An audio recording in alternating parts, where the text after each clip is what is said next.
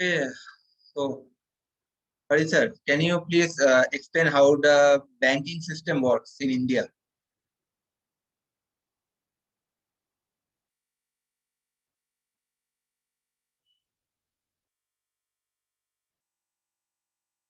Hello. Hello. Yeah, Hari Yes, sir. am I audible? Yeah, you're audible. Yes.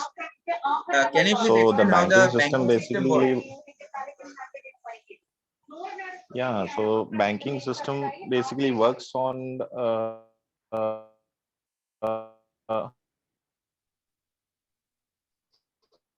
like it takes deposit Your voice is breaking. from public.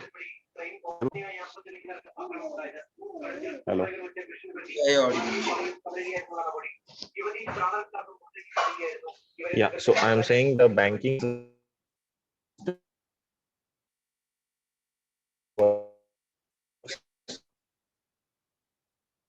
Your voice is breaking, Hari sir. basically like and,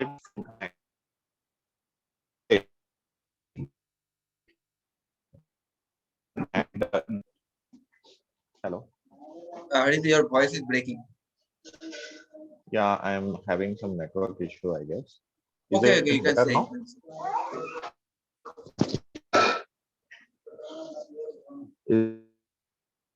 Is it better now? Yeah, better. Hello. Yeah, it's better. Yeah, so I'm saying, yeah. So I'm saying like the banks basically they accept deposits from public, okay, and they give it at a rate of interest. Like with that deposits money, they lend that money to the business professionals. Then again, different types of loans are there, right? So they give loans to the customers at a higher rate of interest. So this is how they earn money. So, do you think that that the Indian banking system care about their customer, or they only care about themselves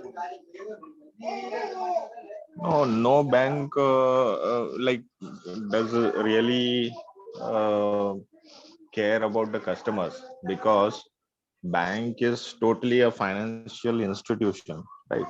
So they are just we can just say the service. So which bank will give you better service?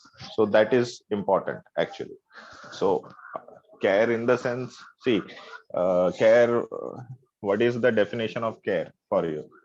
No bank is going to give you 100% returns on deposits, right? 100% rate of interest on deposits. They give you hardly 2%, 4%, or 4% is maximum I have heard. So they hardly give you 2%, 3% interest, and no bank will give you a rate of interest at a lower rate of interest any loan. So banks basically they are a business house. They take money and they give money at higher rate of interest. So only service part is like what service the bank gives. So it differs from bank to bank. So when the bank provides good service, we say, yeah, it's a good bank and they care about the customers. So that is the thing.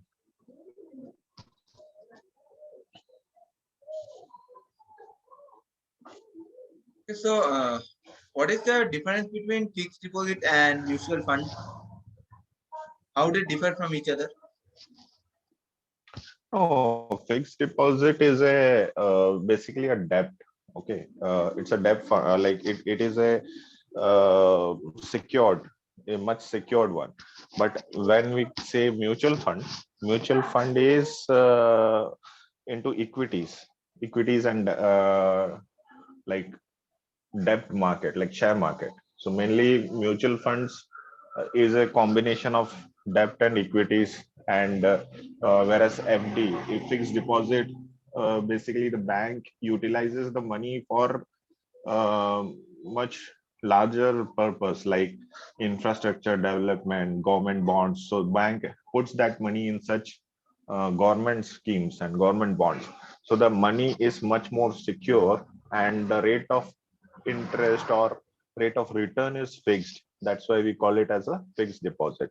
So when you decide to take a fixed deposit, it can be either 6.7% or 7% or 7.5%, depends.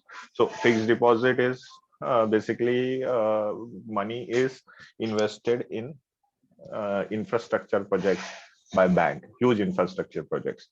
So they give loan to government, like bonds, government bonds are there.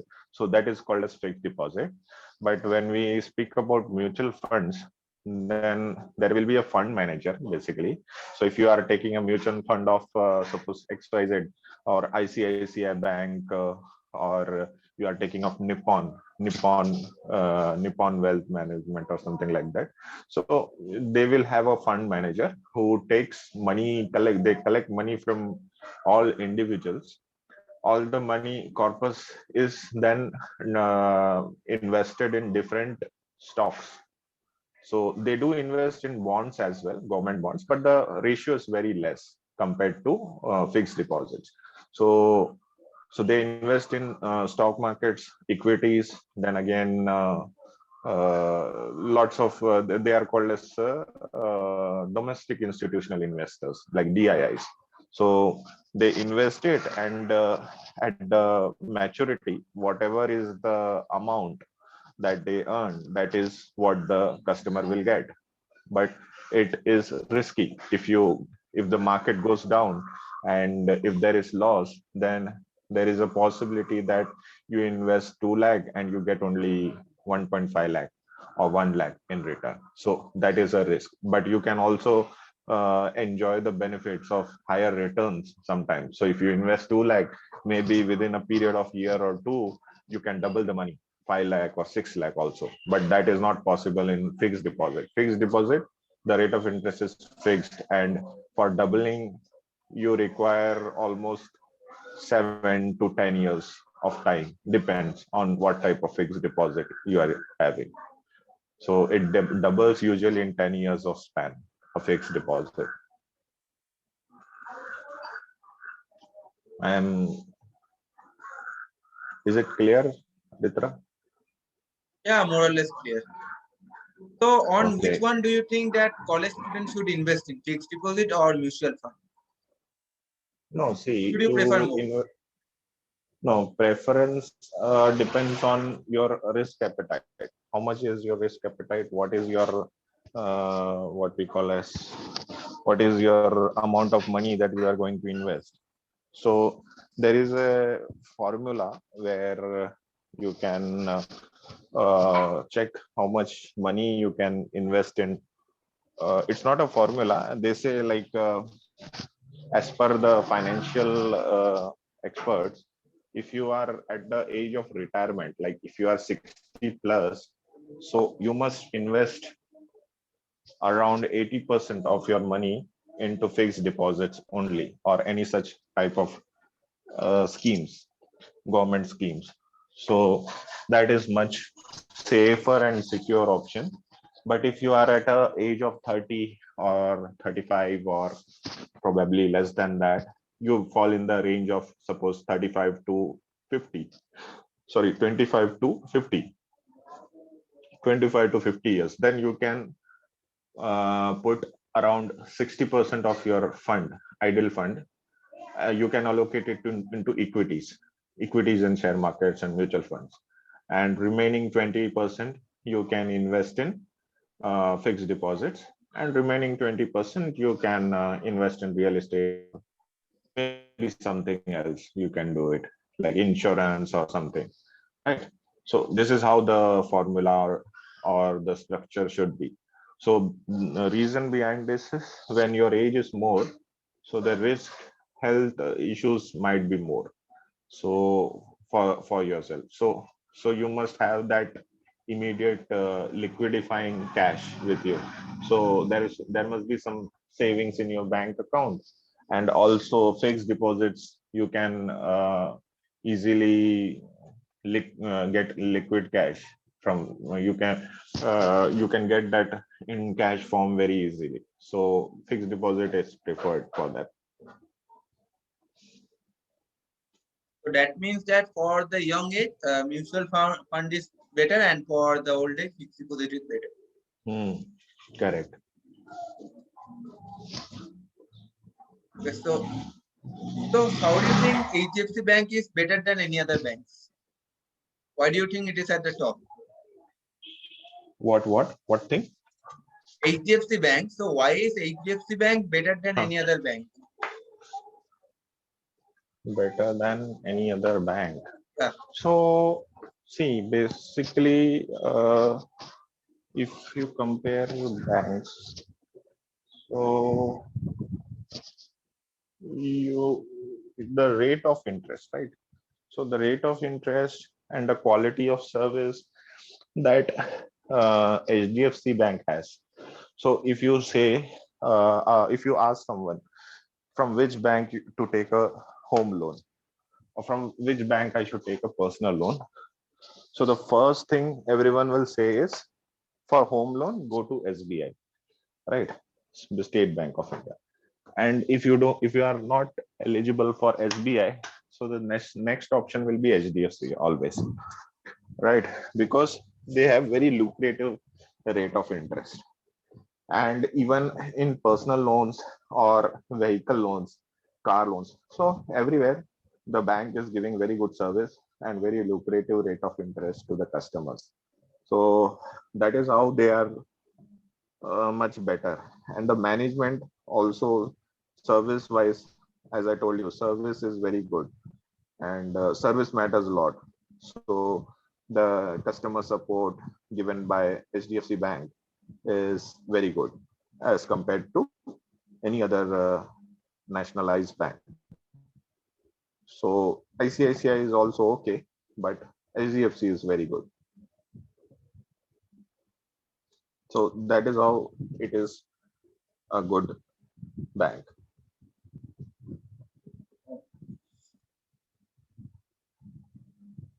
Okay, so anything else you want to add about this HDFC? Uh, is there no one else today, Anjali? Yes.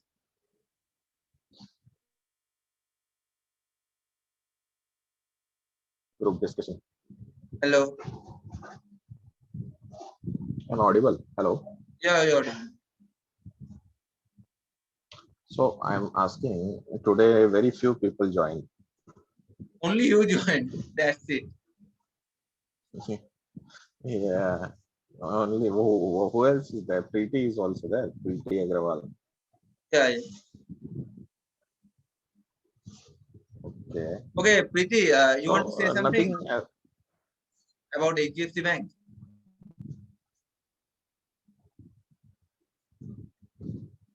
Yes, she is not audible. So I would like to add one more thing regarding Puri. So Regarding? Puri, Aditya Puri, Okay, okay. the CEO, ex-CEO of SDFC. So I have seen Aditya Puri like many times in videos and Twitter and news channels.